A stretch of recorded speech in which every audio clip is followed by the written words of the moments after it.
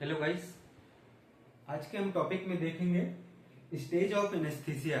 Anaesthesia की कौन कौन सी स्टेज हैं।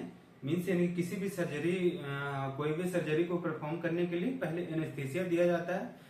कोई भी पेशेंट यदि कोई भी सर्जरी करना है तो उससे पहले क्या होता है, अलग अलग टाइप के एनेस्थीसिया होते हैं, तो एनेस्थीसिया दिया जाता है। तो एनेस्थीसिया में जो पेशेंट है वो किस किस स्टेज से होकर के गुजरता है।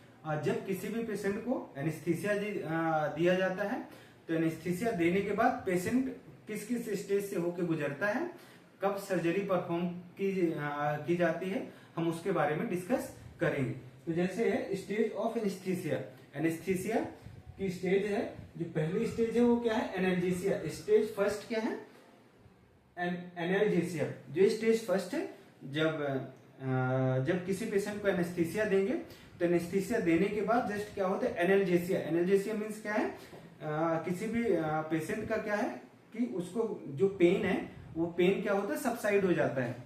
किसी भी पर्सन को जो फर्स्ट स्टेज में जाएगा, किसी पेशेंट को एनेस्थीसिया दिया गया तो एनेस्थीसिया देने के बाद जो फर्स्ट स्टेज आएगी तो उसमें क्या होता है, जो पेन है, पेन उसका क्या होता है, वो सबसाइड हो जाता है। इसमें क्या होता है, एनाल्जेसिया विदाउट एमनेसिया। इसमें एनाल्जेसिया का काम करता है, जो एनेस्थीसिया है, एनेस्थीसिया वो क्या करता है, एनाल्जेसिया का काम करता है, उसको पेन को रिलीव करता है। विदाउट एमनेसिया मीन्स यानी कि without loss of memory. Amnesia means क्या होता है, लॉस ऑफ मेमोरी। तो इसमें क्या होता है, एनाल्जेसिया जो फर्स्ट स्टेज है, जो एनेस्थीसिया की फर्स्ट स्टेज है वो क्या है, एनाल्जेसिया का काम करता है without loss of memory. Then second stage क्या है, स्टेज है वो एक्साइटमेंट। जैसे ही क्या है, एनाल्जेसिया जैसे ही पेन रिलीव होगा तो क्या होता है, पेशेंट एक्साइटेड होता है। जो सेकेंड स्टेज है वो क्या है, एक्साइटमेंट है, पेशेंट एक्साइटेड होगा। देन वहां पे क्या दिखेगा, जो पेशेंट के अंदर हाइपर एक्टिविटी, जो पेशेंट है वो हाइपर एक्टिव हो जाएगा। देन इसके बाद है इरेगुलर रेस्पिरेशन। जो उसका रेस्पिरेशन है वो क्या हो जाएगा, इरेगुलर हो जाएगा, जो नॉर्मल से एबनॉर्मल। बिकॉज क्या करेगा, जो पेशेंट है वो हाइपर एक्टिव हो जाएगा। हाइपर एक्टिव होने से क्या है, उसका टैकिकार्डिया देखने को मिलेगा, देन टैकिपनिया देखने को मिलेगा, या इरेगुलर रेस्पिरेशन देखने को मिलेगा।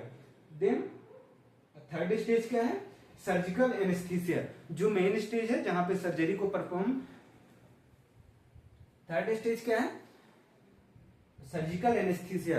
सर्जिकल एनेस्थीसिया है ये क्या है, ये मेन स्टेज है जहां पे सर्जरी को परफॉर्म किया जाता है। उसके लिए स्टेज क्या है, स्टेज थर्ड है।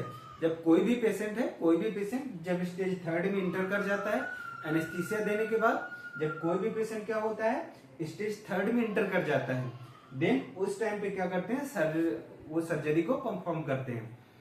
तो उसमें क्या होता है, स्टेज थर्ड में क्या होता है, डीप स्लीप। जो पेशेंट हो वो डीप स्लीप में चला जाता है। देन नॉर्मल रिस्पिरेशन उसका नॉर्मल रहता है, बीपी नॉर्मल रहता है। देन क्या है, उसका जो पल्स रेट वगैरह वो क्या होता है, नॉर्मल रहता है। तो यहाँ पे क्या करते हैं, सर्जरी को परफॉर्म करते हैं। Actual stage of the surgery, इसको क्या बोलते हैं, actual stage of surgery. Then stage fourth कभी कभी क्या होता है कि पेशेंट इस स्टेज में नॉर्मली पेशेंट नहीं इंटर करता, बट समटाइम्स क्या है कि समटाइम्स पेशेंट क्या होता है कि स्टेज फोर्थ में इंटर कर जाता है। यहाँ पे सर्जरी परफॉर्म करने के बाद इस स्टेज में क्या है कि पेशेंट इंटर नहीं करता। जो फोर्थ स्टेज है उसमें पेशेंट इंटर नहीं करता, बट समटाइम्स क्या है कि फोर्थ स्टेज में इंटर कर जाता है। तो उसमें क्या होता है, मेडुलरी डिप्रेशन। तो मेडुलरी डिप्रेशन हमारा क्या है कि जो मेडुला एब्लोंगेटा है वो रेस्पिरेटरी सेंटर होता है। हमारा जो मेडुला एब्लोंगेटा है, ब्रेन का एक पार्ट है, वो क्या करता है, हमारे जो रेस्पिरेशन को वो कंट्रोल करके रखता है। तो वो क्या हो जाता है, जब वो डिप्रेस हो जाता है, जब हमारा जो एनेस्थीसिया है, एनेस्थीसिया का ये तो डोज ज्यादा होने के कारण पेशेंट इस स्टेज में इंटर कर जाता है। तो क्या होता है, जो मेडुला एब्लोंगेटा है वो डिप्रेस हो जाता है। डिप्रेस मेडुलरी सेंटर, जो मेडुलरी सेंटर है हमारे ब्रेन में, जो हमारे रेस्पिरेशन को कंट्रोल करता है, तो वो क्या हो जाता है, वो डिप्रेस हो जाता है। देन रेस्पिरेटरी सेंटर भी डिप्रेस हो जाता है, उसी को क्या बोलते हैं, रेस्पिरेटरी सेंटर। मेडुला एब्लोंगेटा को क्या बोलते हैं, रेस्पिरेटरी सेंटर। और देन नेक्स्ट स्टेज में जाने के बाद क्या होता है, पेशेंट या तो कोमा में जा सकता है या तो पेशेंट की डेथ हो सकती है।